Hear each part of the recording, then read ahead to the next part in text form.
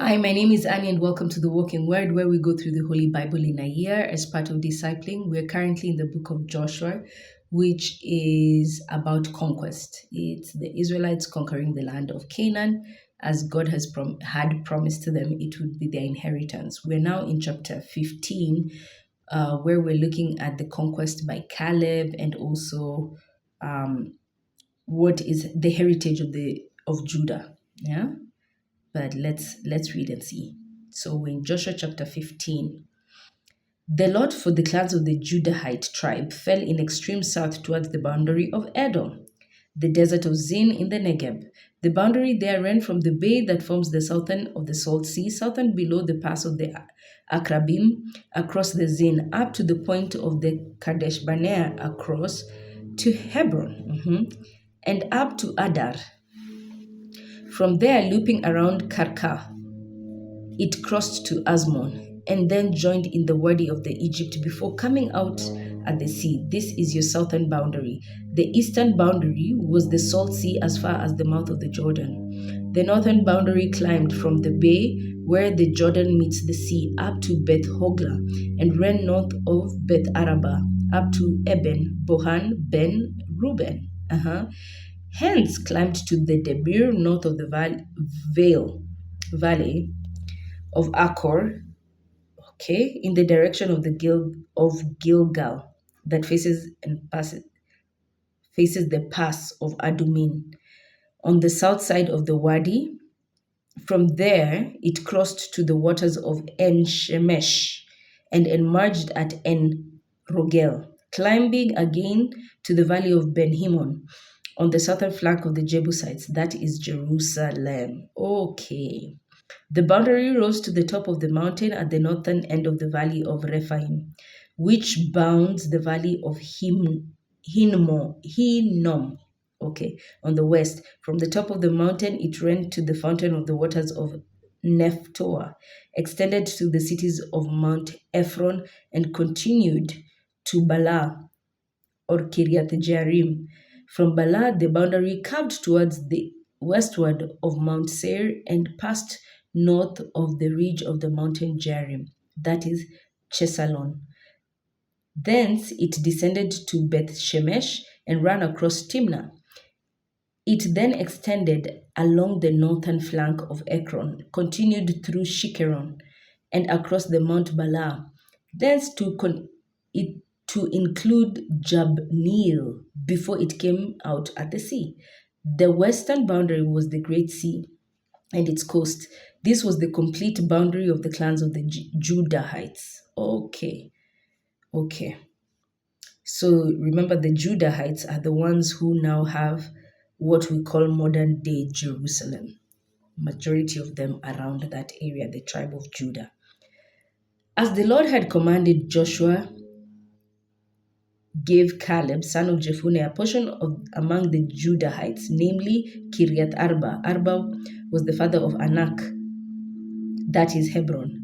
And Caleb drove out the three Anakim, the descendants of Anak, Sheshai, Ahiman, and Talmai.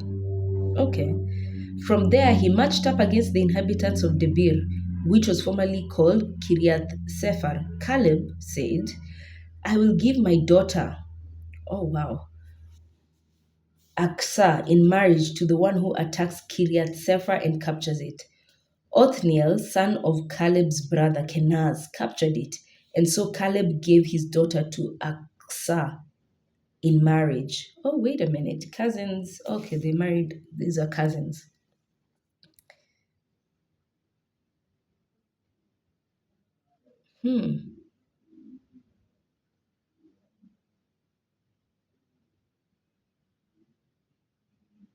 Okay. It's interesting. Okay. There's another story of Othniel that I think is in the book of Judges. It is in the book of Judges. So we shall deal with that. So put an asterisk. Caleb gave his daughter his daughter in marriage to his nephew. On the day of her marriage to Othniel, she included him to ask her father for some land. Then, as As she alighted from the ass, Caleb asked her, "What is troubling you?" She answered, "Give me an additional gift. Since you have assigned to me land in the Negev, give me also pools of water." So she gave, so her father, so he gave her the upper and the lower pools of water. So for those who think that inheritance shouldn't be given to girls, well, men of God were doing it even from back then. Cities of Judah. This is the heritage of the clans of the tribe of Judahites. The cities of the tribe of the Judahites in the extreme southern district toward Edom. Remember, Edom are the tribes that come from Esau, son of Jacob. Jacob is basically Israel, right? So these are cousin nations. Kabzil, Eder, Jagur, Kina, Dimona, Adada, Kedesh, Hazor, and Ithnan, Ziph, Telem, Beloth, Hazor, Hadatta, and Kirioth Hezron, that is Hazor, Amam, Shema, Molada, Hazar Gada, Heshmon, Beth Pelet, Hazar Shual, Beersheba, and Biziothia, Bala, Lim, Ezem, Eltolad, Chesil, Horma, Ziklag, Madmana, Sansana, Lebaoth, Shilhim, and Rimon, a total of 29 cities with their villages. In the foothills, Eshtaol, Zora, Ashna, Zanoah, and Ganim, Tapua, Enam, Jarmuth, Adulam, Suko, Azekah, Sharaim, Adithaim, Gedera, and Gederothaim. 14 cities and their villages. Okay, we're in verse 37 now. Zenan, Hadasha, Migdad, Gad, Dilian, Mizpeh, Jokthil, Lachish, Bozkath, Eglon, Kabon, Laman, Chitlish, Gedoroth, Beth Dagon. Beth Dagon. You remember we have Beth El, house of God, which is El meaning the God Most High. You know, El Shaddai, El Gabor, El Roy. But here you see Beth Dagon, house of Dagon. There's a demon god, because we know demons can't be gods. It's only man who's referred to as gods by the Almighty. But there's this name Beth Dagon, meaning they were worshippers of the deity Dagon. Nama and Makeda, 16 cities and their villages. Libna, Ether, Ashan, Ifta, Ashna, Nezib, Keilah, Akzib, and Maresha, 9 cities and their villages. Ekron and its towns and villages, from Ekron to the sea, all the towns that were alongside the Ashdod and their villages, Ashdod and its towns and villages, Gaza and its towns and villages, as far as the Wadi of Egypt and the coast of the Great Sea.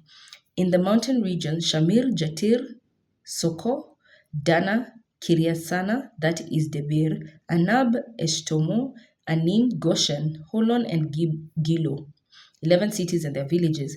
Araba, Duma, Eshan, Janim, Beth Tapua. So whenever you see Beth means house. So this must be, Tapua must also be another deity that they worshipped. Afekah, Humta, Kiryatharba, that is Hebron, and Zior, 9 cities and their villages. Maon, Carmel, Ziph, Guta, Jezreel, Jokdiam, Zanoah, Caim, Gibeah, and Timnah, 10 cities and their villages.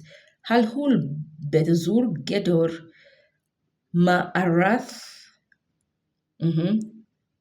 Ma'arath, Beth Anoth, Beth again, house of Anoth, so another deity, and El Tekon, 6 cities and their villages. Tekoa, Ephrata, that is Bethlehem, and Ephrata. If you can remember the words of Jesus, we'll read this uh, in in the book of in the book of it's one of the gospels. I forget, uh, but we'll read about this again. Then remember Bethlehem. Lehem is bread. Beth house, so house of bread. Pure, Etam, Kulom, Tatam, Zores, Karim, Galim, Bether, and Manoko. 11 cities and their villages. Kiriath Baal. That is Kiriath Jearim, Jarim, and Rabbah, 2 cities and their villages. In the desert, Beth Araba, Midin, Seka, Nibshan, Irhamela, and En-Gedi, 6 cities and their villages. But the Jebusites who lived in Jerusalem, the Judahites could not drive out. So the Jebusites dwelt in Jerusalem beside the Judahites into this present day. So I think the reason why scripture is spelling this all out is that later on, as we get closer and closer into the New Testament, then it starts making sense when you start hearing these words, which tribes conquered which areas. Then you can already tell that, oh, okay, around Jerusalem, then that's probably the tribe of Judah lives closer around there. When you move to Debir, then you know, okay, those are the children of Caleb, so they must be from this line. And it's just for you to have that understanding.